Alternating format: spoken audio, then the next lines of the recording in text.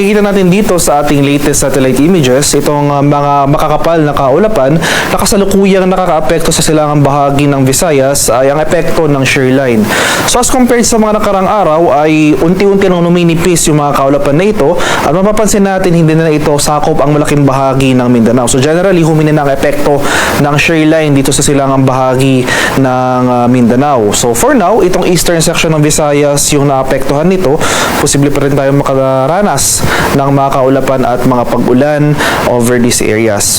Pero as compared sa mga nakarang araw, ay inasa na rin natin na hihina na yung mga pag-ulan na ating mararanasan. Samantala, yung easterlies ang umiiral dito sa malaking bahagi ng Mindanao, samantala yung northeast monsoon o yung malamig na hanging amihan patuloy na umiiral dito sa Luzon at nalalabing bahagi ng Visayas. At sa kasalukuyan, wala pa naman tayong minomonitor na low pressure area at maliit pa rin yung tsansa na magkaroon tayo ng bagyo sa mga susunod na araw.